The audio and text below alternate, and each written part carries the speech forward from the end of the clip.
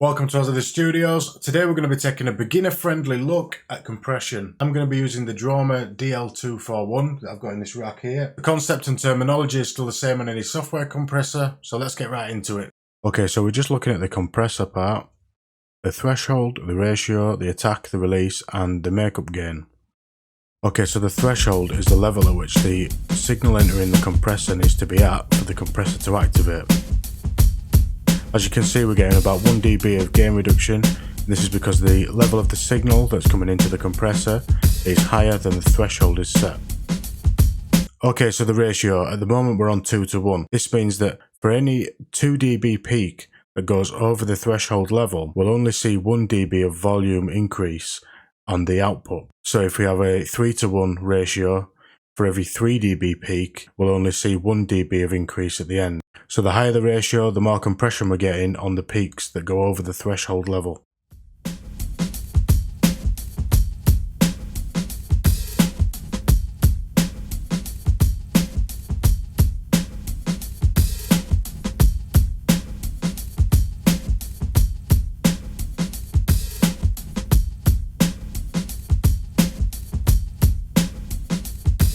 Okay, so I'm just going to set the ratio about there for now, and we're going to take a look at the attack and the release. Basically, the attack is how quickly the compressor grabs hold of the sound, and the release is how quickly it lets go. But what I'll usually do is start off with a release of about 1 second, and an attack of about 50 milliseconds, and then I'll slowly bring them down. So I'm just bringing the release down. I can hear it taking effect.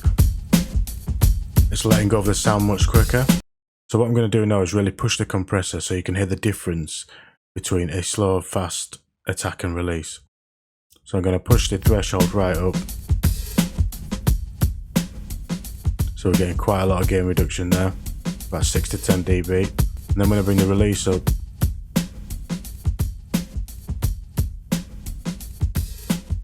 you can hear now it's on 1 second, it's keeping hold of the sound for a lot longer. When I bring it back down to 0.1, it's letting go of the sound quicker. So I'm going to bring it back up to 1. Bring the attack down. The compressor is grabbing hold of the transients as soon as it can, at 0.5 of a millisecond. This is why we're getting such a low output level, because we're getting ridiculous amounts of gain reduction. The attack is so low that the compressor is grabbing hold of every transient it can, and we're basically just compressing the hell out of it. So I'm going to bring the attack and the release back up.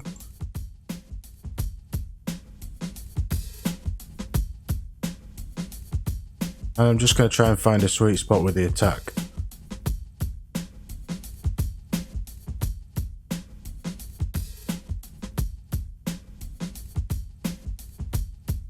And then the release.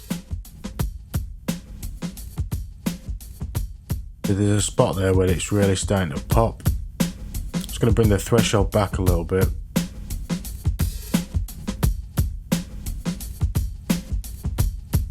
So I'm dialing the threshold back now that I've found a nice sweet spot. The attack and release is around about where I'd want them.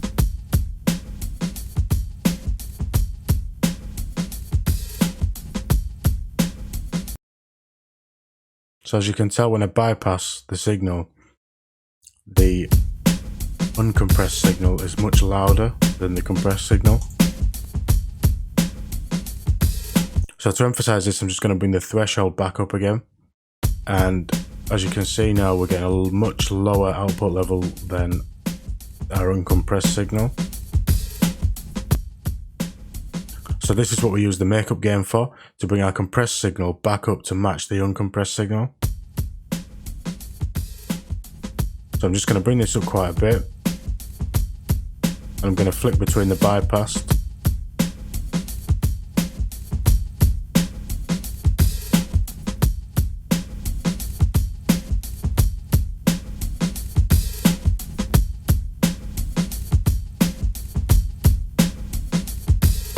Remember, this is a heavily compressed signal.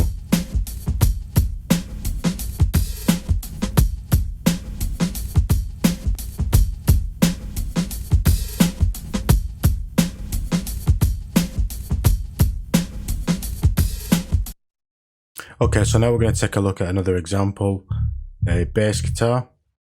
So I'm going to bring the attack and release back up. Bring the threshold up so we're getting some gain reduction.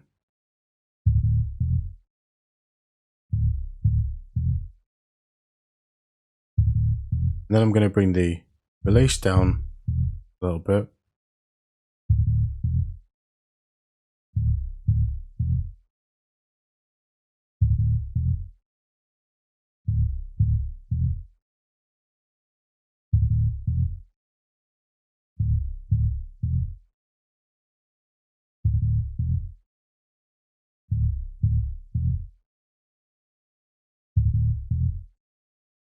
So I don't know if you can hear that, but when the attack is quite low, we're losing quite a lot of the punch of the bass.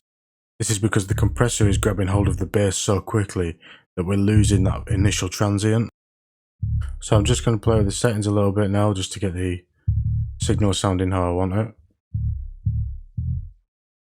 Then I'm just going to bring up the makeup gain to match the compressed signal with the uncompressed signal.